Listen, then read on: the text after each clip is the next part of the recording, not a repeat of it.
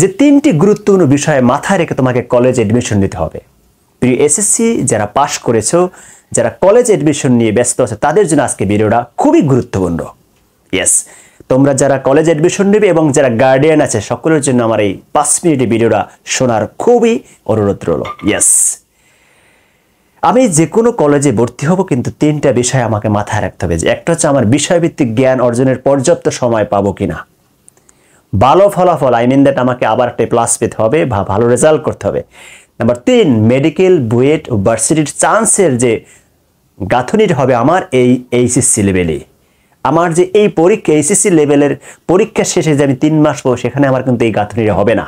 এই তিনটা বিষয় মাথায় রেখে কিন্তু আমার এই পদচারণা শুরু করতে হবে। এখন খুবই গুরুত্বপূর্ণ যে কথাগুলো আমি বলবো সেটা হচ্ছে যে স্যার তাহলে আমরা কি করব। অবশ্যই এসএসসির রেজাল্টের পরে আমরা ভালো কলেজে ভর্তি হব, ইটস ওকে। তবে মনে রাখতে হবে ভালো কলেজ থেকে আমার বাসার যাতায়াত যেন সর্বোচ্চ 1 ঘন্টা হতে পারে, 1.5 ঘন্টা হতে পারে। আমার যেন এরকম না হয় স্যার আমার কলেজ থেকে বাসায় যেতে আমার আসা যাওয়ার পথে 3 ঘন্টা, বাসায় যেয়ে রেস্ট নিতে আর 1 ঘন্টা, 4 ঘন্টা। অনেকের 4 ঘন্টা পথেই সময় নষ্ট হয় যাতায়াতে, আর বাসায় আবার 1 ঘন্টা রেস্ট। যদি 24 ঘন্টার 5 ঘন্টাই বাইরে নষ্ট হয়, তাহলে পড়াশোনাটা করবো কোথায়? সবচেয়ে গুরুত্বপূর্ণ বিষয় হচ্ছে আমরা এতটুকু বিষয় মাথায় না রেখে আমরা অনেক ভালো কলেজে ভর্তি হয়ে বাসা থাকা অনেক দূরে যাতায়াত করে আমি মেজর সময়টা পাস করে দিই। কলেজের ক্লাস শেষ, প্রাইভেট, বাসা এসে আর পড়ার টাইম নেই। যদি পড়ার টাইম নেই, হয়তো তুমি আবার একটা প্লাস পেতে পারো, বাট তোমার মেডিকেল, বুয়েট এবং কোন ইউনিভার্সিটি চান্স হবে না। খুবই গুরুত্বপূর্ণ কথাগুলো কেন বলছি একটু খেয়াল করো প্লিজ।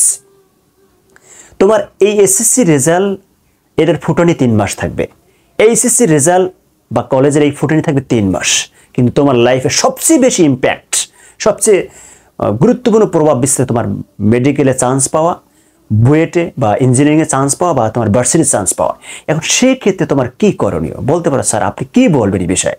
আমি বলবো তুমি যদি প্রতিদিন এখন 3 ঘন্টা সময় বের করতে পারো, যে 3 ঘন্টা সময় শুধু আমি সাবজেক্ট ভিত্তিক আমার এখন যে মেডিকেলে চান্স পেতে চাই, বুয়েটে চান্স পেতে চাই, ভার্সিটি চান্স পেতে, সে 3 ঘন্টা, 2 ঘন্টা, 4 ঘন্টা যা পারি সেই গাঁথনিটা আমি এখন থেকে সে বেসটা করে নেব। আমি এখন থেকে তুমি যদি সেই বেসটা করতে পারো, একটু ছোট্ট একটা এক্সাম্পল ধরো, একজনের বাসা যাত্রাবাড়ি, তার যাত্রাবাড়ি থেকে তার অফিস হচ্ছে গাজীপুর।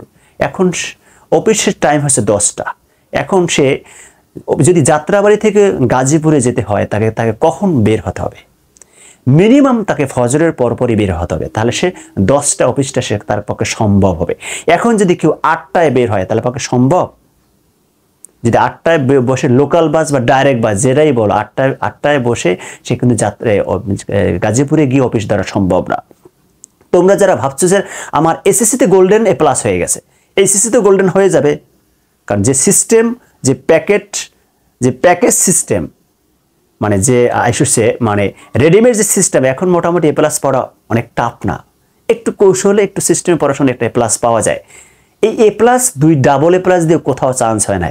এর সংখ্যা কম না বেশি? অভাব নেই। আবার তার 4.50 দিয়েও সে পাবলিক ইউনিভার্সিটি চান্স পেয়েছে, এর সংখ্যা অনেক বেশি। তার মনে রাখতে হবে আমার রেজাল্ট যেরকম ভালো করতে হবে, পাশাপাশি আমার এখন থেকে মেডিকেল, ভার্সিটি, বুয়েটে চান্স পাওয়ার স্বপ্নটা আমার এখন থেকেই মাথায় রেখে ব্রেনে ঢুকাতে হবে। আমাকে ব্রেনে ঢুকাতে হবে যে আমাকে মেডিকেলে, বুয়েটে, ভার্সিটি চান্স পেতে হবে। এখন থেকে সেই পড়াশোনা তোমাকে করতে হবে। এই জন্যে তোমার অবশ্যই টাইম সেভের ব্যাপারে একটা মাথায় রাখতে হবে, যে আমি যেখানেই ভর্তি হই আমার টাইম সেভ জানি হয়। আমার যেন কলেজে যাতায়াতের পথে এত সময় যেন আমার নষ্ট না হয়। আমাকে সর্বোচ্চ 1.5 ঘন্টা, 1 ঘন্টা যেন সময় নষ্ট হয়।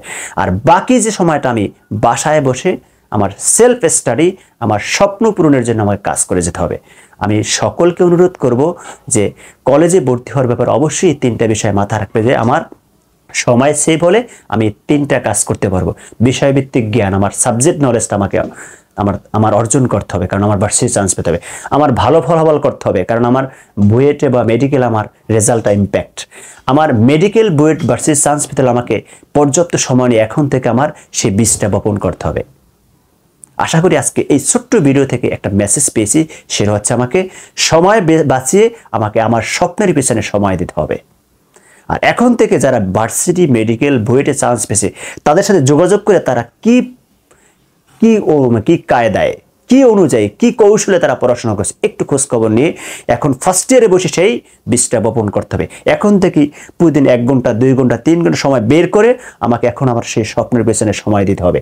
যদি আমরা এখন থেকে সময় জার্নিটা শুরু করতে পারি আর্লি, তাহলে আমার কিন্তু সেই গাজীপুরে যেরকম ফজরের পরে জার্নি করলে যাত্রাবাড়ি থেকে গাজীপুরে যে অফিস করা সহজ হবে, তেমনই তুমি এসএসসি ফার্স্ট ইয়ারে যদি তুমি এখন জার্নিটা শুরু করতে পারো, তাহলে তোমার পক্ষেও মেডিকেল, ভার্সিটি এবং বুয়েটে চান্স পাওয়া বা ইঞ্জিনিয়ারিং চান্স পাওয়া সহজ হয়ে যাবে ইনশাআল্লাহ।